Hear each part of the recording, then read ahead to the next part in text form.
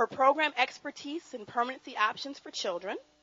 Prior to entering state government, she taught school at the middle school, high school, and community college level. Dr. Ford currently serves as president of the National Association of State Adoption Programs and serves on the executive committee for the Association of Administrators for the Interstate Compact on Adoption and Medical Assistance. So will you all please, please, please help me welcome Dr. Sharen Ford. Thank you. So it's my pleasure to be with you. This is an interesting topic in state government. And so how many of you have had an opportunity to be involved in your legislative process? Okay. It looks like the mentors have, and one mentee. Okay, can you talk about your experience having done that? I think I started with the first couple of months in Minnesota being asked to do a bill analysis on an area that wasn't my topic area, and kind of being a little bit like, what's supposed to go into a bill analysis? There hadn't particularly been training. There was some explanations, but it wasn't very in-depth. And so kind of talked to some other colleagues who were doing them too, who didn't necessarily have, so much more information than I did. So that was kind of my initial introduction. Minnesota, one of the areas that's been a hot political topic for the last couple of years is open birth certificates in the area of post-adoption. So I became engaged in and kind of tagged along with Connie following some of those initial sessions where that legislation was being introduced. We gave some suggestions of ways to collect and track data.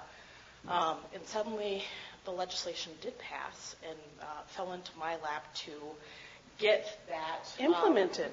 Actually implement that data collection, and ended up writing a legislative report that year, practice guide on post-adopt searches, and that all went back to the legislature. That data collection then happened for 87 counties, about 40 to 50 private agencies. Was a bit daunting because it was difficult to get the information back in, but you needed, and it's a hot topic, so how do you represent both sides? How do you make sure that you're getting the information, that there's balance to the report? I thought there was some areas of concern internally for the department of things that we could do better. And the department, at least at that point, the manager who was on board, didn't support the department airing any of their laundry in the office. We could air everybody else's, we couldn't air our own.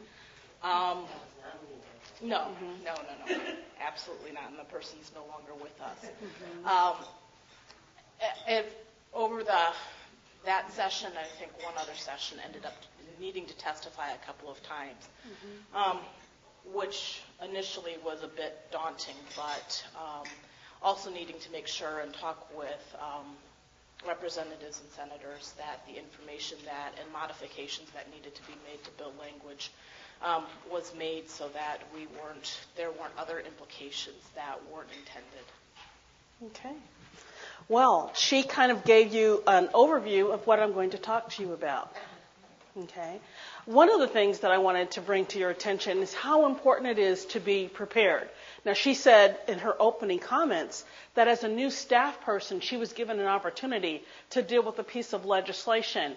And she had to talk to several of her colleagues to try to find out, what information to pull in, to consider, so that she could be best prepared. One of the things that we try to do in our department, and I'm sure many of you are doing in your departments, are making sure that staff are best prepared to be involved in the legislative process. And it is best to be prepared because there are so many things that could go wrong. As she said, do you air the agency's dirty laundry? Well, it's important that you tell the truth. There's a way to tell the truth about the agency, and whose role is it to do that telling? Is it yours as a staff person? Is it someone else in the agency? Is it your executive director? But it's making sure everybody knows what role they're supposed to play. Even as I've been here this week, I have received a phone call from our legislative liaison in our department because we're about to engage in this time of year in what we call pre-legislative session. And pre-legislative session are those times when your legislature is beginning to, the summer is over, they completed some of their tours around the state, meeting with their constituent groups, and they're engaging in identifying bill titles, which we call LLS bills. They're not available to the public, but certain constituent groups might know the bill title, and so they're engaging in that process with legal services to identify a good, clean bill title. And so they might be beginning to send some of those bills over to your department because they want to test the water, so to speak, to know whether this bill has a chance of making it through the session, and will your department or any other state department be for or against their piece of legislation. What's the one thing that legislators don't want to have happen to their bill? Not pass? Put a fiscal note. Because see, many times if your legislature is involved in trying to pass a bill, they're wanting to make sure that the fiscal note, one, is accurate, that there's a minimal fiscal note on that bill, because a fiscal note could be the kiss of death to a piece of legislation. And so how do we start at being prepared and preparing our staff being involved in the legislative process? Well, one of the ways our department starts in being prepared for the legislative process is that our legislative liaison develops a legislative training manual. When we hire new staff in our division, we want to make sure that they are prepared to be involved in the legislative process. Different than some states or some even agencies in my own state, not everyone gets to participate in the legislative process. In my particular division, most of our program staff get involved at some level in the legislative process. And so having them know what to do and what not to do is ever so important. And so we call it planning to be prepared. So one of the things that I did to help be prepared for today was to go on each of your state's legislative websites. And so if you look in the purple folder in front of you, you'll see from every state that's represented here a copy of some piece of information that's from your legislature. And I'm going to point out why I selected those pieces of papers from your different websites that help inform me about being prepared to participate in the legislative process. So one of the things we do when we're bringing on new staff to participate in the legislative process is to help them to know who are the legislators. Every year, our legislative office prints what we call a pink book. And the pink book tells who are all the legislators, whether they're Republican or Democrats, because it's important to know which party affiliation people are with. It's important to know as you engage them whether they're representing the governor's perspective on many things. Right now we have a Democratic governor, and we also have a Democratic majority in our House. And so it's important to know that. We develop a legislative directory. And in this document that I was holding up for you,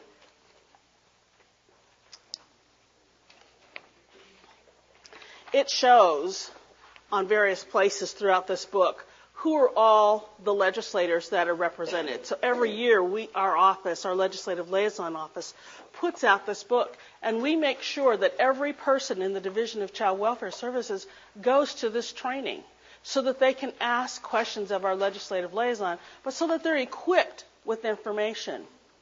The other thing that we do is to make sure that people know which committees people serve on. We know that there's what we call HUE, the House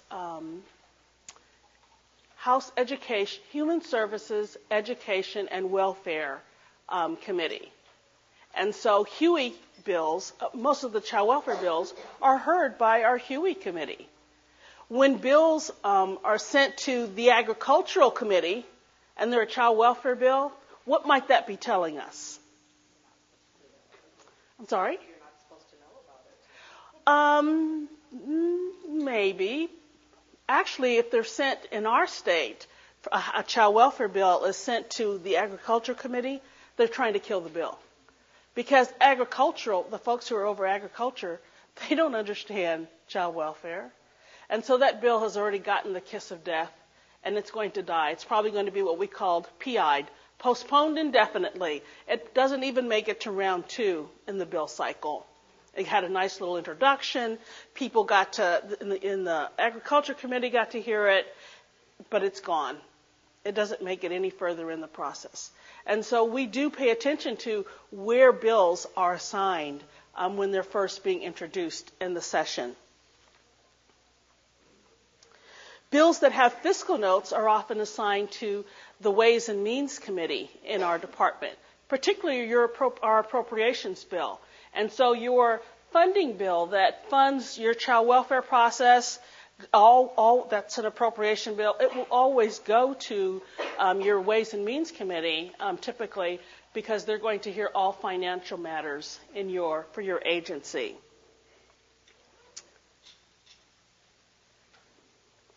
One of the things that we try to inform staff are how to search for information on our website, because each of your websites had a ton of information. I had trouble selecting different things from your website because there were so many pieces of information out there that I thought that I wanted to know about your legislative process, and I thought that I wanted to pick out points to share with you. And so we take time to go with staff on our website and show them different places that they are able to glean information from so that they're informed. Because once the legislative process starts, things are moving pretty quickly. Our legislative time frame actually starts January of 2008. Officially, the session will start and goes all the way through the first week in June. Now, our legislature meets every year. How many of your legislatures don't meet every year? Is there anyone? Oregon's doesn't meet every year? Okay. But everybody else yours meets every year? There are some states that meet every other year. And so when your legislative process is a short process, you're only able to get so many bills through the process. In our state, every legislature is allowed to carry a select number of bills. And so that really helps the state in many respects because we don't have all those number of bills to be responding to all throughout the session. It's interesting, child welfare is the one division that receives the most bills in our department. It is not uncommon for us to receive 60 bills that we're watching during a legislative session. And out of that 60, it is not uncommon for at least 35 to 40 of those bills to pass.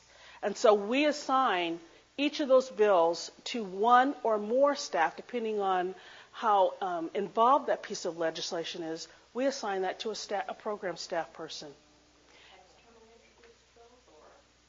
All externally introduced bills are assigned to a program staff. As a part of our legislative process, the department also gets to carry, and just like your state, where the department gets to introduce a bill. And when the department gets to introduce a bill, we're also carrying that bill. And so it's assigned to a staff person as well as to a child welfare manager. And so we're watching that bill all the way through all the way through the process, and given the opportunity, we even go and testify on that piece of legislation. Yes? What do you mean by a staff person? You said a child welfare program manager and a staff person? Oh, I'm sorry. No.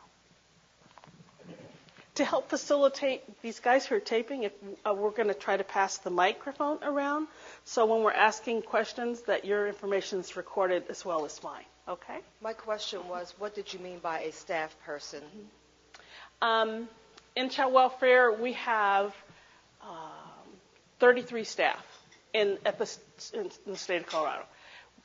Different process than some states who are state operated. Colorado is a county administered system, state supervised system. So we have 33 staff at the state office, and each one of those staff can carry program staff and can actually carry responsibility for a bill. Say I'm the manager for permanency services. I have Indian Child Welfare, ICMA, ICPC,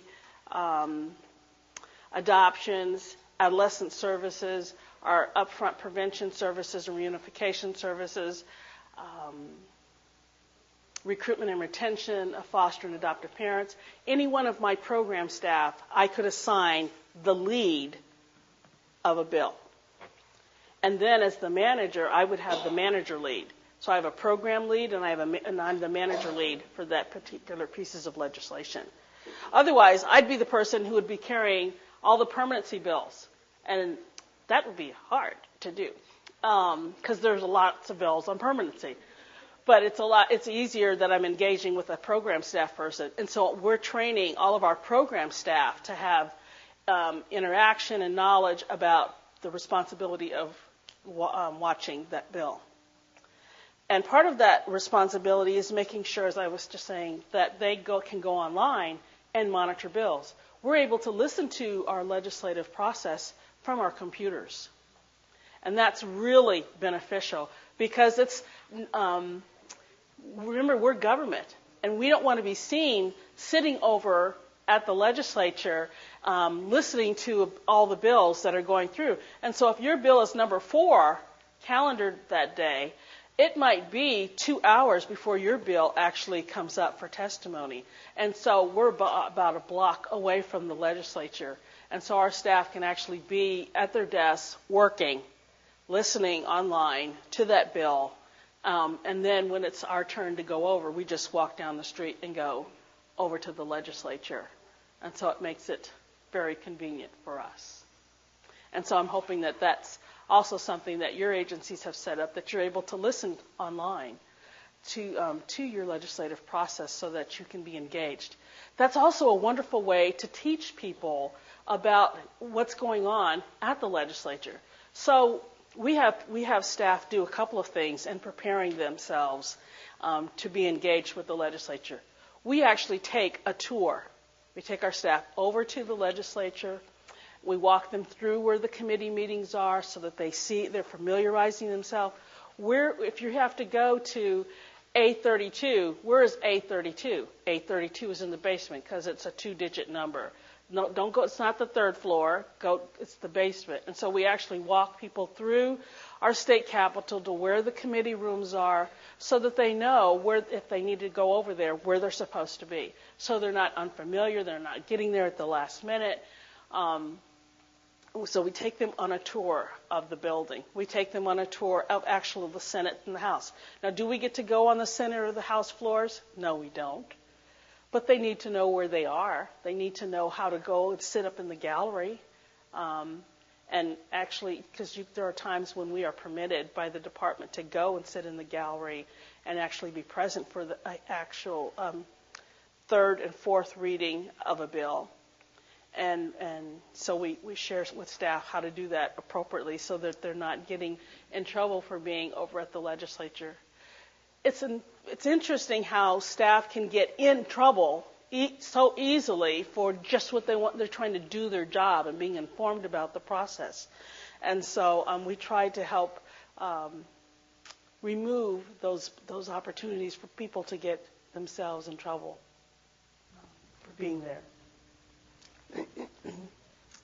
One of the things we try to do is to demyth the legislative process. And as I said, we take a tour of the committee rooms, the House and the Senate. We go over to Leg Council. You say, why would you take staff to Leg Council? Well, what does Leg Council do? What does Leg Council do in your state? Our Leg Council researches the background of the legislative history on the topic that's being proposed in the proposed piece of legislation to see where things are in existing law, how it got to be that way, who the interested parties are, and to inform state agencies about the necessity of their involvement.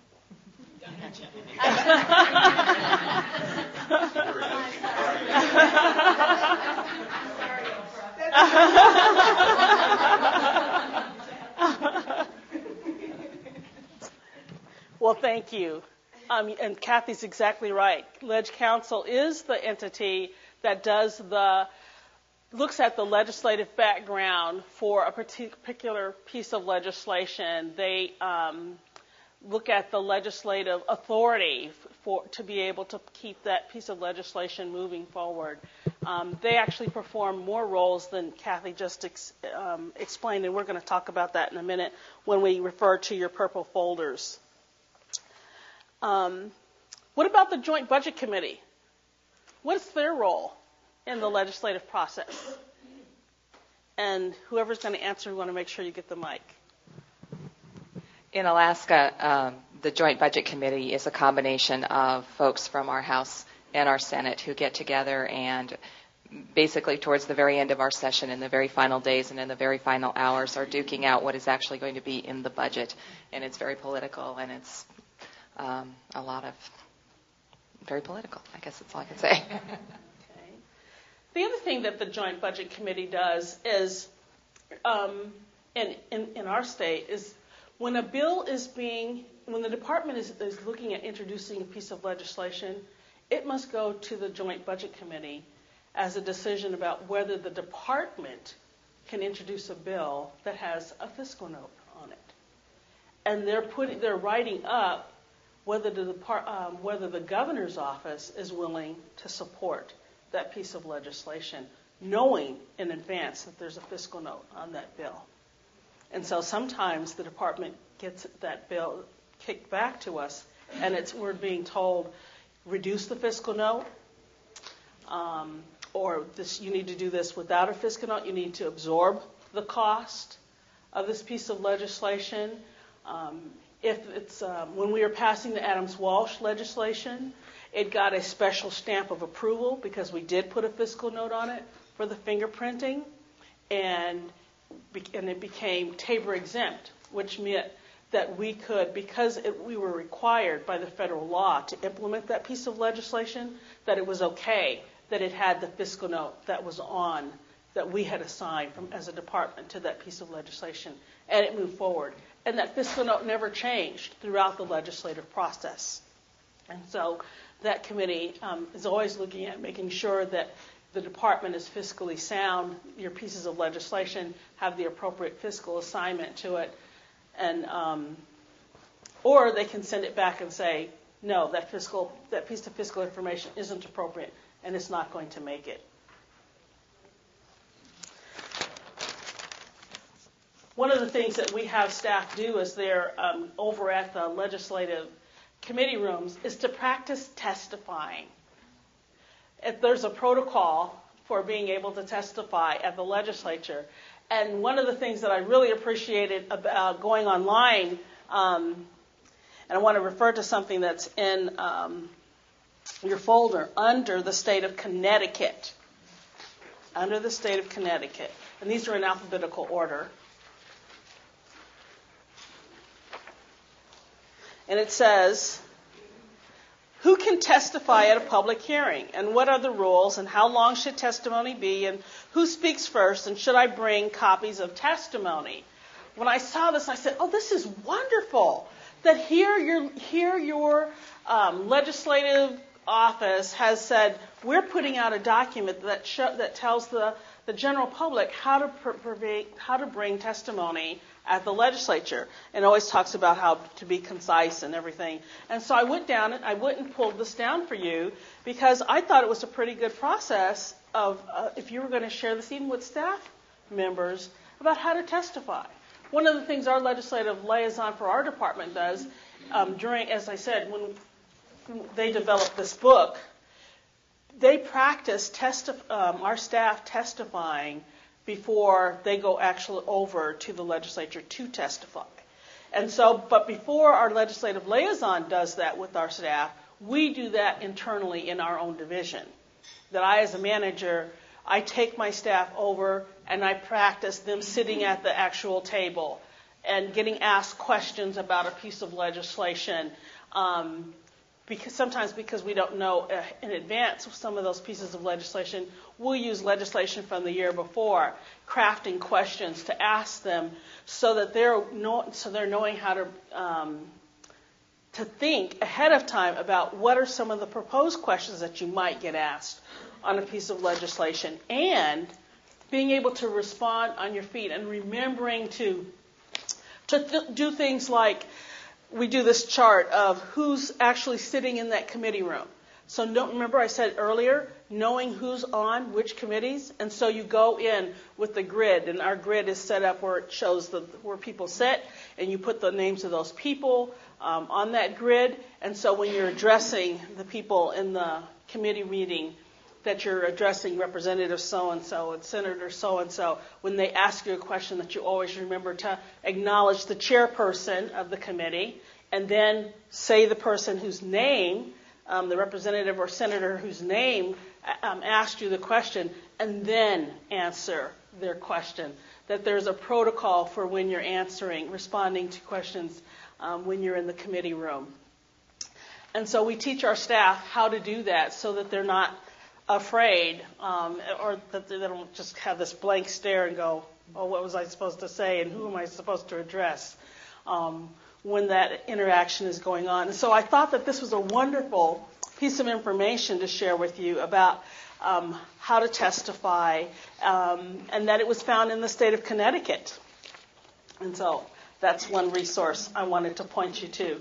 And you might have that on your own state's website, but I happened to find it in Connecticut's on their website.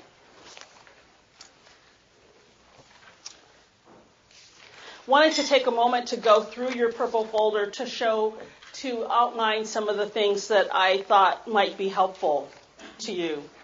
When I was looking at Alaska's website, this is one of the things that we do with our staff, is to pull down a list of bills from the previous session when we're bringing on new staff, to show them how they actually can go online and to pull down that list so they have that information.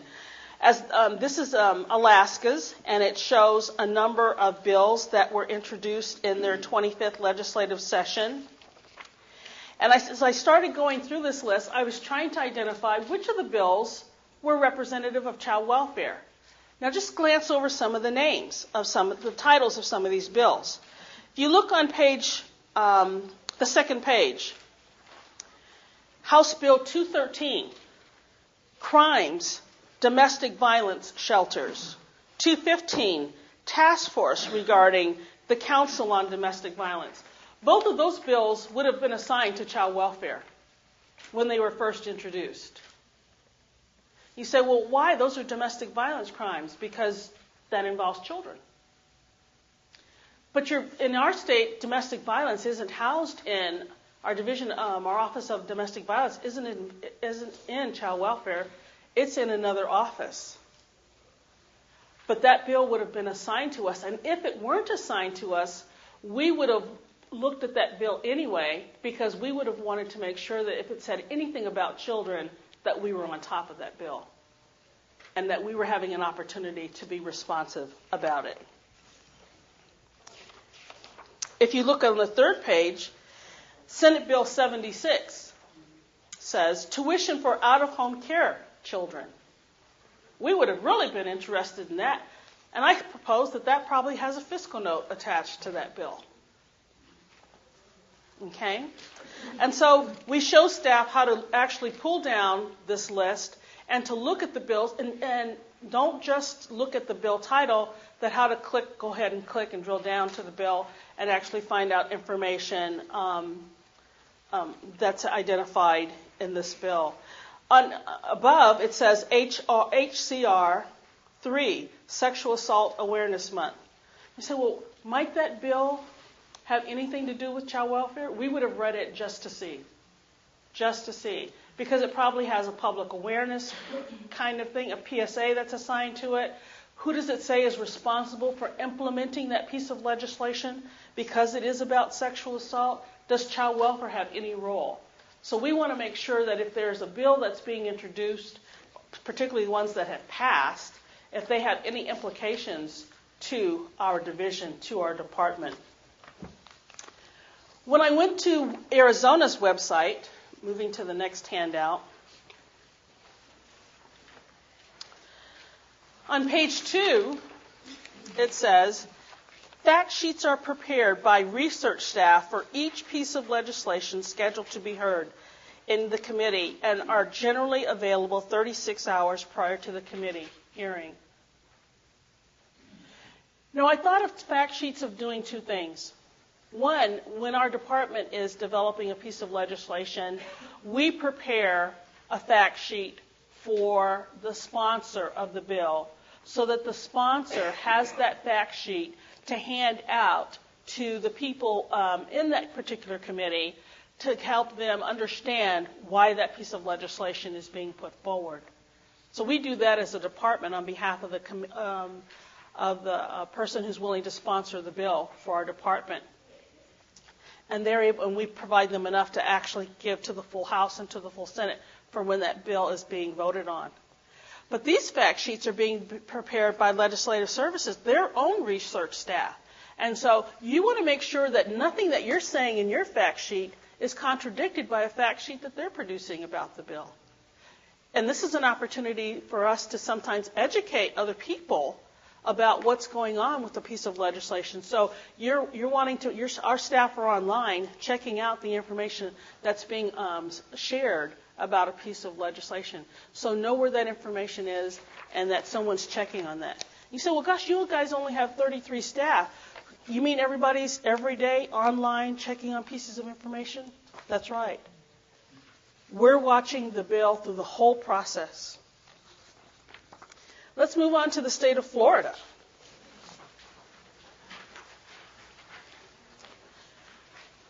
When I was on Florida's website, I said, gosh, they had a huge special session. So they had special appropriations. It says Senate Bill 30C. It's the third one from the top. On October the 3rd, 2007, the special session submit as committee bill by Health and Human Services appropriation. So was there an appropriation from the regular session? And is this an amended appropriations bill on behalf of your department? Are there footnotes in the special appropriations bill? You say, why would you be paying attention to footnotes? You pay attention to footnotes because the footnotes sometimes give direction to the State Department about what they're supposed to do or what they can't do. And so we look at our appropriations bill, even though you say, well, there's... I'm sorry. Okay, I was just like, dun, dun, dun, dun, dun, dun, dun, dun.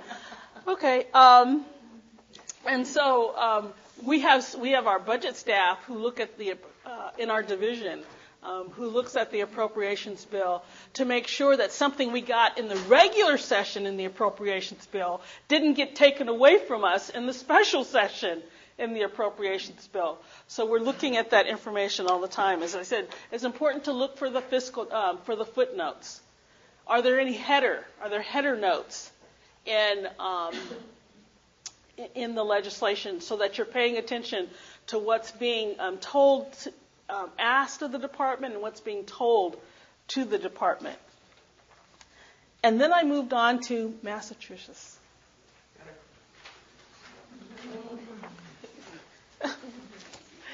And I looked at this and I said, I really like the way they laid out their glossary of terms, all the way from act through to veto. And so here are definitions. And when I went on everyone's legislative website, everyone had this in some form or another. This is also something that we hand out to staff, and we talk to them about what each of those glossary of terms mean. Because when you're talking to a legislator, and our staff do get a chance to actually educate legislators or talk to their staffers. And you need to make sure that they're using the right terminology and that they know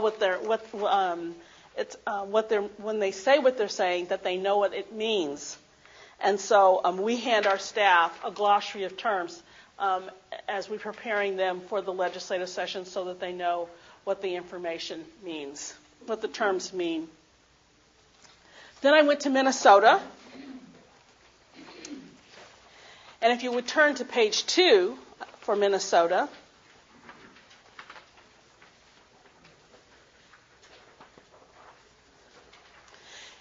It says how to follow a bill. The House process, the Senate process. Talks about the weekly schedules. Talks about the Senate when it's in the House weekly during their sessions. It talks about the Senate Council and research. Going into those particular parts of the website to understand what does it mean, what's happening to the bill when it's in those particular houses, when it's in the House and when it's in the Senate, when it goes to joint committee meetings, knowing what that all means. We're walking our staff through that process so that they're making sure that they're following the bill and know where to access information. When I went to the state of Ohio, I thought that the layout, for one, on your the website was really neat. And I was like, their webmaster really did a really nice job. But if you go to page 2, it says Joint Committee on Agency Rule. You say, well, why would you look at that? Remember Kathy said that the Legislative Legal Services have the responsibility of doing the history search on a piece of legislation? Well, Legislative Legal Services also has the responsibility of when you promulgate your rules, your policy and regulations, they have the responsibility of doing the legal research to make sure you have statutory authority to pass that piece of rule. When Colorado passed the Adams-Walsh legislation that required fingerprinting, a fingerprint-based check for foster parents, we already had it in statute for adoptive parents. We had that 2 years prior. Our Legislative Legal Services asked us for a copy of the federal legislation. And so that was provided to them as a part of our process. And so that they were making sure that we weren't passing a requirement on to the provider group, to our county departments, that wasn't required by the federal government. And so we had no problem being able to substantiate that. And so that's the purpose of that group, and so that's why I pulled that piece of information out. So if you have been successful in passing all of your rules, it's because you have statutory authority. I remember we tried to pass a rule once, and we didn't quite quote the rule the way the statute had given us authority. Well, under legislative review, that rule was killed. They canceled that rule, and we had to reintroduce the rule according to the way that the statute had given us authority to pass that rule. So people really are overseeing your written process. Then I went to Oregon. And so I've been traveling around the country through the website, as you can see. And if you look on page 2, under this type, it says types of measures. It says there are 6 types of measures: a bill, a joint resolution, concurrent resolutions, resolution, joint memorials, and memorials. You say, well, why would that make any difference to you? Well, we had a session where there was a joint resolution passed, and that's not an area where previously I had any experience of watching joint resolutions. Well, that year, that particular joint resolution was about kids in foster care and their rights. Well, there was an unintended consequence. It drove a fiscal note. and no one did a fiscal note to that joint resolution. And as a result, it was passed. We were going through and looking at the legislation that had passed after the fact. We had to eat the cost of that joint resolution because we hadn't paid attention to it. And so we now pay attention to joint resolutions. You only have to have that experience one time. And then I moved on to the state of Pennsylvania. This is a copy of their House calendar. Remember I said we go to many different sites on our state's website to be able to track what's going on a piece of legislation.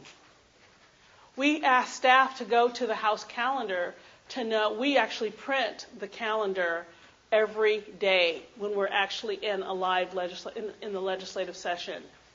That calendar is printed and it's posted on many different places on our floor so that staff are aware what bills are actually being heard for that day, or what's calendared for that day. And so we're able to.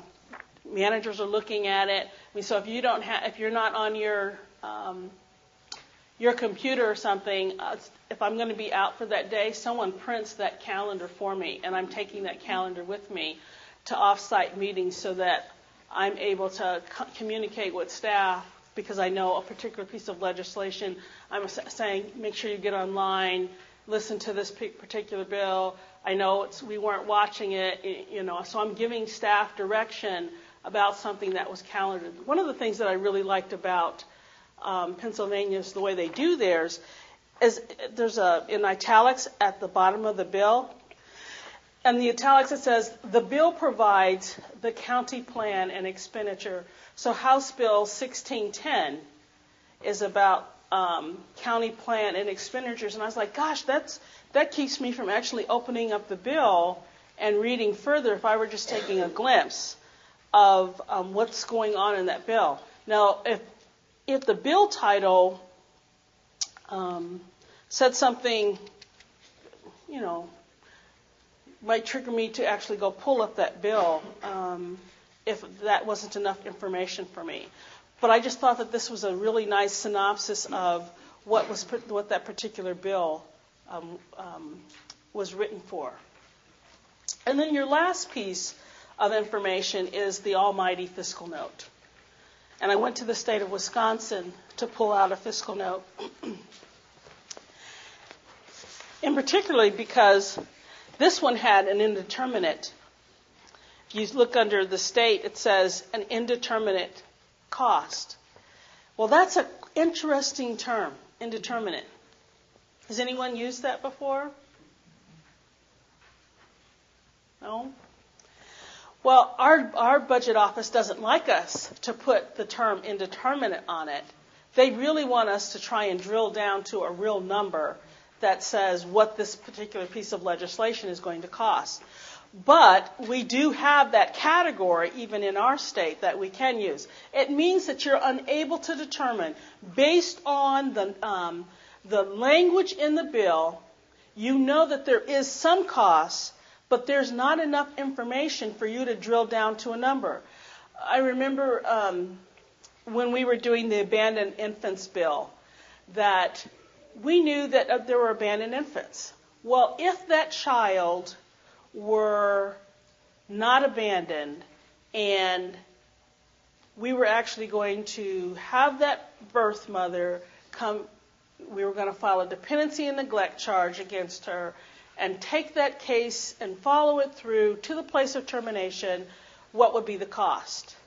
Well, you'd have to know how many abandoned babies there would be. Well, the year before, we had only had 2 abandoned babies. So it's like, okay, well, a regular child welfare case costs this much. Well, how would you know how far it would take before that case got to termination? Well, maybe the mother would surrender because she had abandoned the baby in the beginning. So we put an indeterminate cost because there's so many different ways that case could have went. We weren't able to determine what the actual cost for abandoned children was going to cost us. So we put an indeterminate cost, meaning we know there is a cost. We can't tell you what the actual cost is, but we want you to know that if it really drove out a cost later because people really were doing it a lot, abandoning infants, that we wanted to be able to come back and do a supplemental request for that piece of legislation. So we've gone through, 9 states of looking at different aspects of their legislative process. I would like for you to think about being involved in your legislative process by doing an exercise. Now, I said that the Department of Human Services develops a briefing book that we give to each of our program staff that are going to be involved in the legislative process. What kind of information, this is your exercise for your table,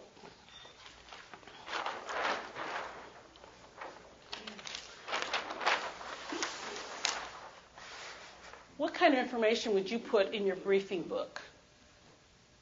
You're developing a briefing book for your staff to use with legislators, to use with their staffers. What kind of information would you put in that briefing book?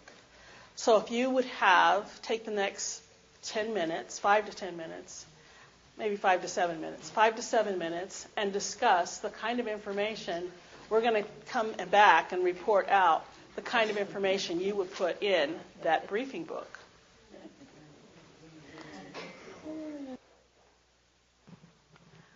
Name one thing you would put in your briefing book.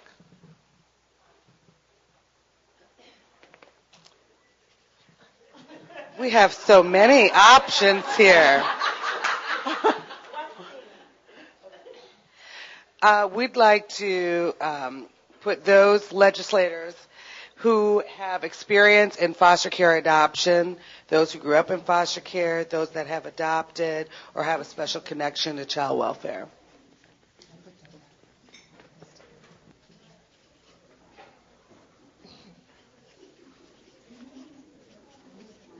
And why would you include that? Why? Why that?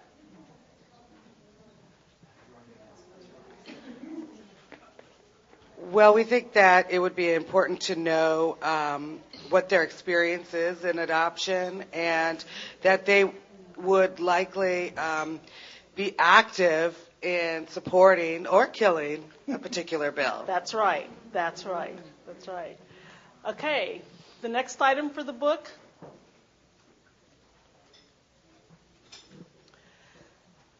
Yes. We talked about the importance of the glossary of terms for the book for the staff. Is the button green on the back end?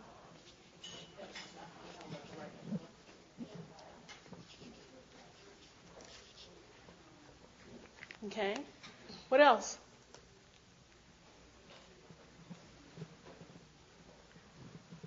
Communication protocols. So if a call would come in from House Research Council, from a senator or representative, can you talk, can you not talk? Who does that have to go through? That's real important. One of the things that most states, during their legislative legal services process, when a bill first comes to your department, it's not introduced yet. It's the pre-introduced version of the bill. We are not allowed to talk to anyone that the sponsor has not given us permission to speak to about the bill. We can't say that Senator so-and-so or Representative so-and-so is looking at developing, introducing a piece of legislation on this topic, but yet we have the responsibility to develop the fiscal note. So that means you need to somehow collect information from the field. So can you go out and we do this, our kind of hide and seek conversation. Well, what if someone, what if there were a piece of legislation that did this? What might it cost, or how many staff would it take to implement that piece of bill, that piece of program change? And so we don't even say legislation. We just say, if the department was thinking about doing such and such, how much do you think that would cost your particular agency? And remember, in Colorado, we are a county-based system, state supervised. So we're calling people in our county departments to try and tease some of that information from them so that we're putting a most accurate as we can fiscal note on that piece of legislation. Sometimes we're even able to convince the sponsor to modify the piece of legislation based on, we'll say, well, the way you have the bill written, it will cost this. And we offer to educate the legislator by saying, if you change this sentence to maybe from a shall to a may, this is the implication of the piece of legislation. This is what it will achieve for you. This is what it might cost you. And so we use that as an opportunity to educate the legislators. What else would you put in? Just going along that theme, one of the things in our agency is you need to know the department process for gathering the information and presenting it to the legislature. I was explaining to Kim that in Alaska, we have commissioners that want their program staff to present, and we have other commissioners that want all the information to just go through the directors. So understanding what your department process is really important.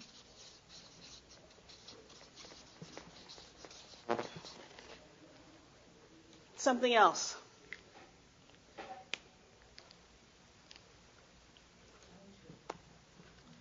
Sample fact sheet.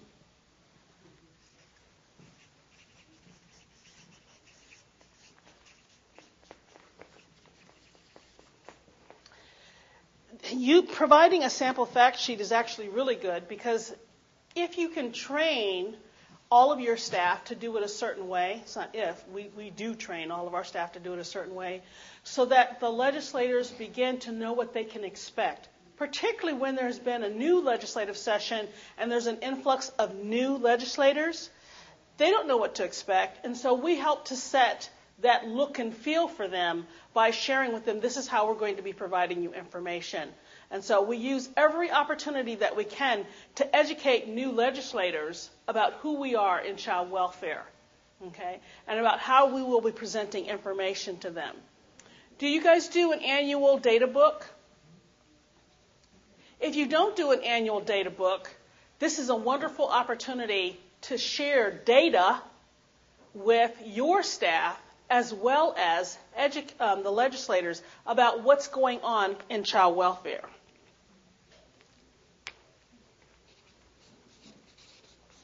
So we put data in our legislative book. How many kids are in out-of-home care? What's the average length of stay? What's the average cost of the length? What's the average cost for out-of-home care at the various level? Regular foster home, therapeutic foster care, group home care, residential, treatment foster care, psychiatric foster care. We put that data in our legislative data book so that that's readily available to staff. The cost of an FTE. If you were going to ask and put in the fiscal note, what does it cost? If we were going to ask for staff, what does a staff person at a clerical level, at a program, entry-level program person, a senior level program person, if we were adding county staff, what would that cost look like? We add that to the data book, because when you're scurrying and trying to pull pieces of information together, you can't go looking for information. That's slowing down your process. Sometimes we have one day to turn around something in our legislative process. It's gravy when you have 3 days. It's gravy when you have 3 days. And so having information readily at your fingertips makes all the difference in the world. Something else that you might add.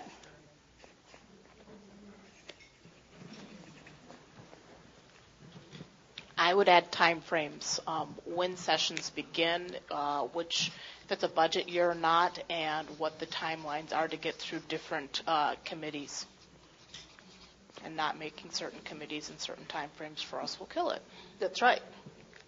Something else that's real important when you make this when you mention time frames, there's a time frame when legislators are thinking about ideas, when constituents have gotten to legislators, typically off session, about something that they should be looking at introducing for the next session.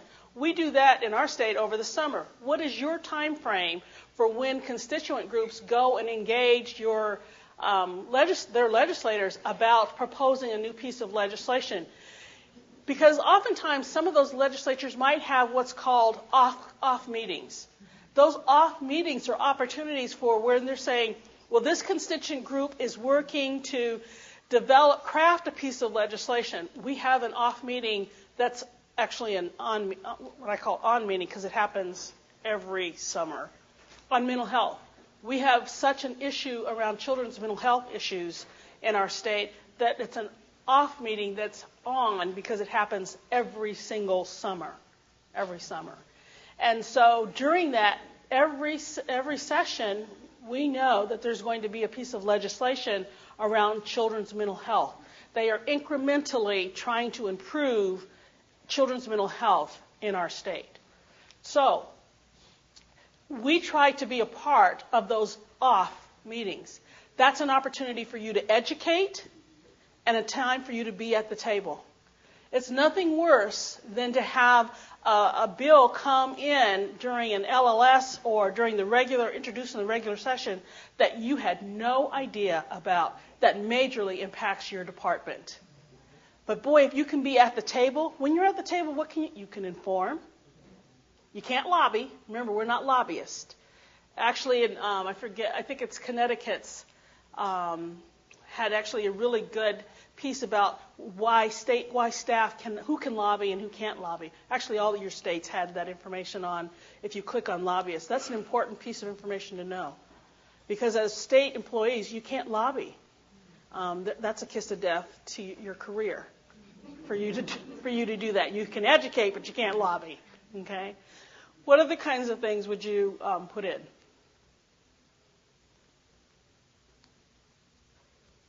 Leo. I think it would be helpful to have the legislation that created your agency in there so that you can take a quick glance at it and see what you're authorized to do or what you've been expected to do. And actually in Massachusetts we have a separate publication that one of our private agencies put together that encompasses all the laws relating to children in the Commonwealth. So it covers all the aspects of adoption, and it covers detainment in juvenile justice and what the mental health agencies can do in terms of providing or mandating care for children. And it's a pretty handy thing to have. There aren't a whole lot of copies of it left around, but it has all the laws relating to children in one place. Mm-hmm. So authorizing legislation for your department and child welfare related legislation. Why would you look at prior legislative sessions? Why would you go back and look at a prior legislative session? One of many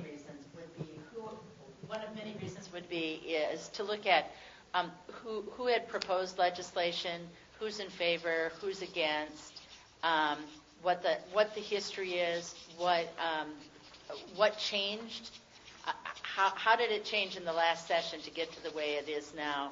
So following it back, are you just going back and undoing what was done before?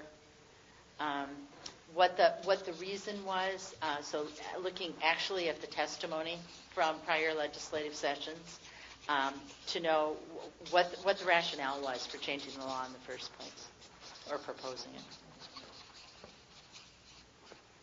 And then also to know which of the current legislators who are holdovers from a previous session were in favor of and opposed the legislation.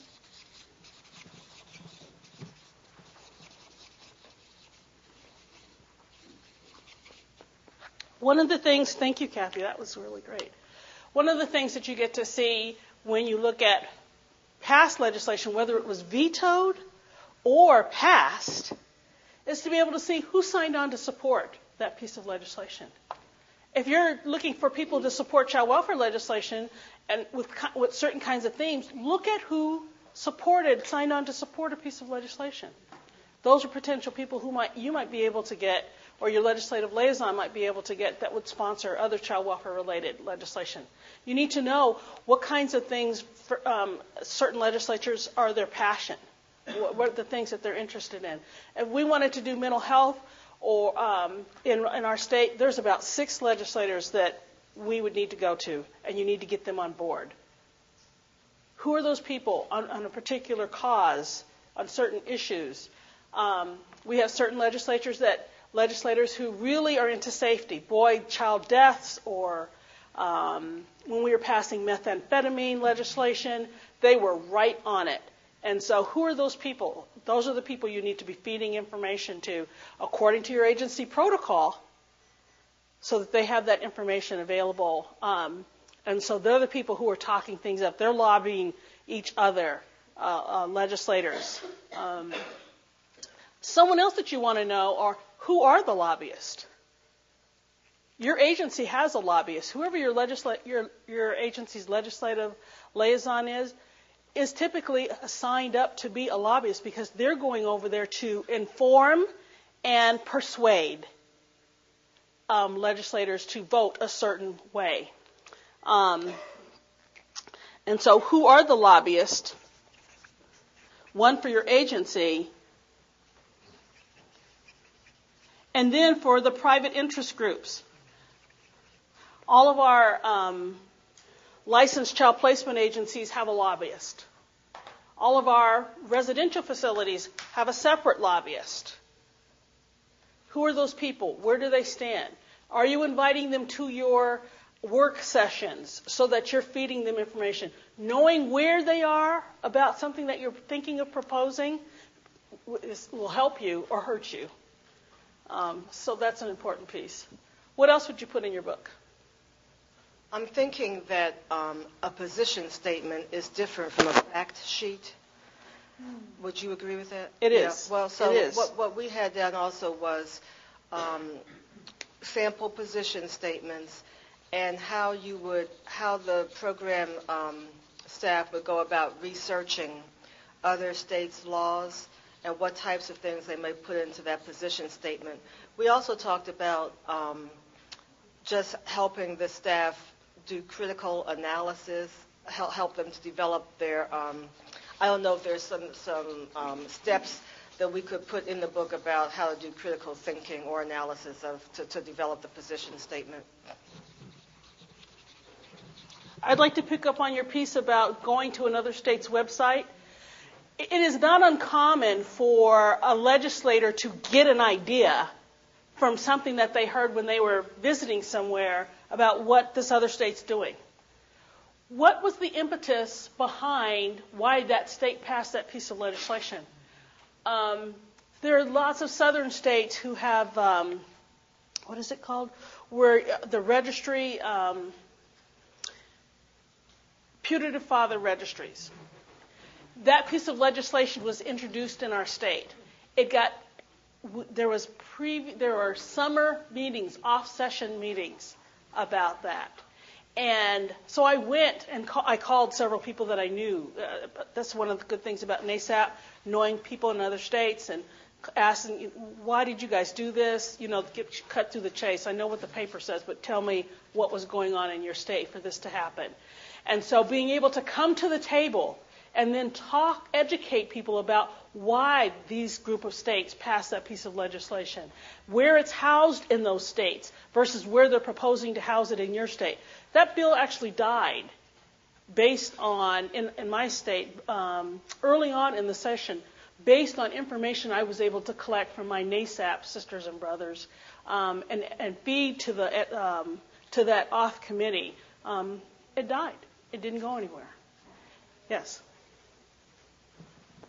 I just want to do a short commercial message for something that could be in every state's guide, and that's for the Child Welfare Information Gateway. If you're not familiar with Child Welfare Information Gateway, they have just done a tremendous job in the last 3 to 5 years of having both topically and by state, every state's regulations and every state's rules on several topical areas. So if you want to know who has putative father registries, you can go to Child Welfare Information Gateway and find out in a nanosecond who has them, get the actual piece of legislation that's there, the statute that's in place, get their rules about that. It's really just like a one-stop shopping. And we still have people out there saying, wouldn't it be great if we had just like a single source that we could go to get the answer to that? Well, it's there. And it's really underutilized. But it's just a tremendous, and then it actually provides links. So it'll take you right to the state and then a contact person. And then that in combination with things like National Foster Care Managers Association and NASAP gives you your contact in the state if you need to drill down and go further. So, great resource. Oh. www.childwelfare.gov. www.childwelfare, all one word, .gov.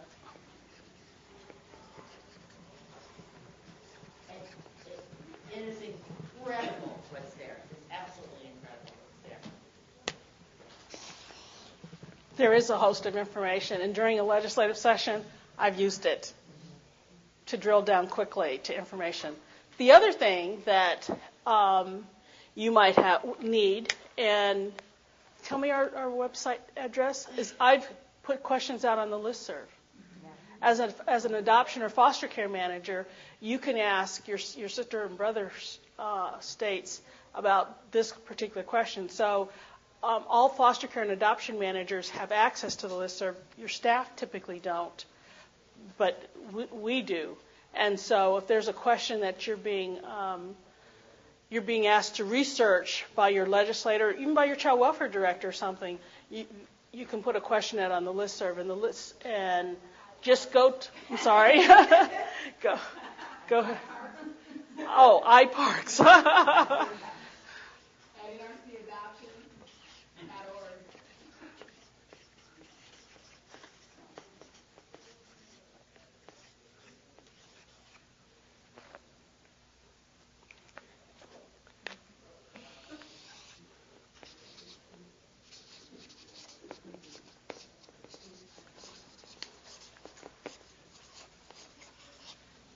Okay.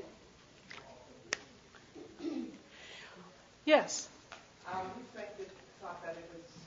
We thought that it was also important to have the different committees, the legislative committees, and what they do, what they're responsible for.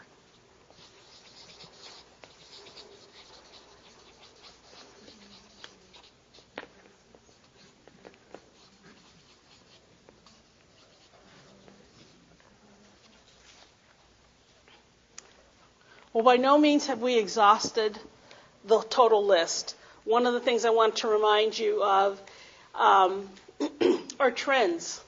If you have trend data, if you don't have a child welfare data book that your division or department puts out annually or every other year, that you want to get trends, because we often get asked, is this a trend that's going on? For the adoption managers, you heard Dr. Mazza, Penny Mazza talk, that there's certain information, well, this looks like there's a trend forming, or this is not enough information, it doesn't look like there's a trend going on, there's an anomaly going on here. So knowing what your trend data is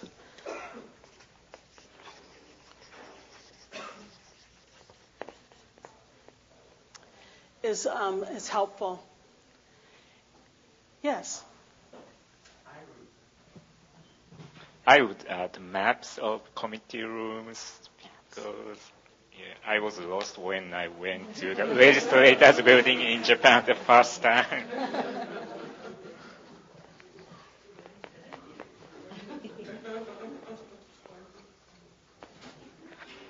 That's good. One of the last things that I want to say to you is know who's with you and who's against you. There are people who support child welfare come heck or high water. And there are people, I don't care what you do, you're always the bad guy. Know who's with you. Know who's against you.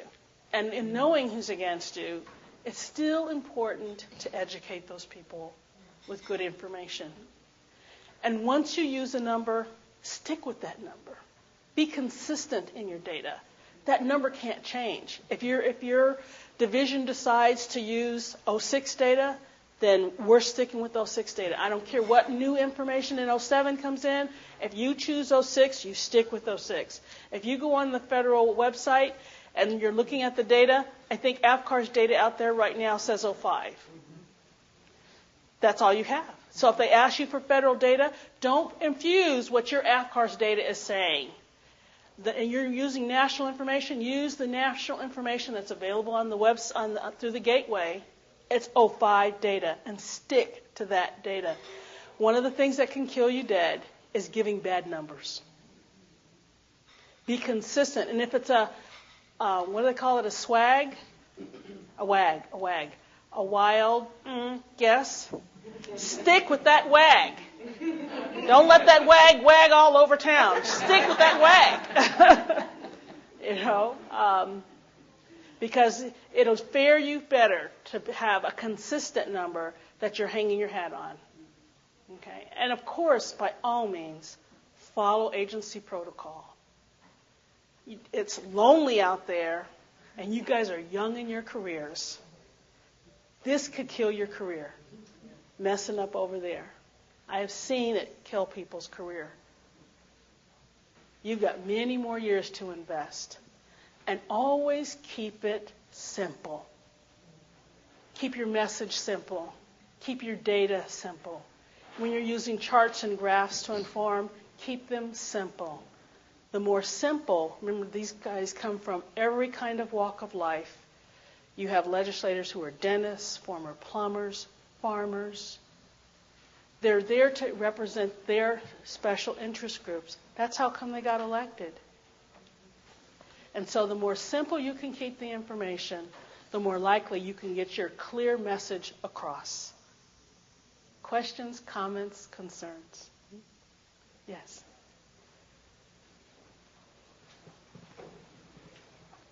I just have one more comment for the book. Okay. I think the importance of youth testimony, talking about how we may prepare youth to testify, help prepare youth to testify.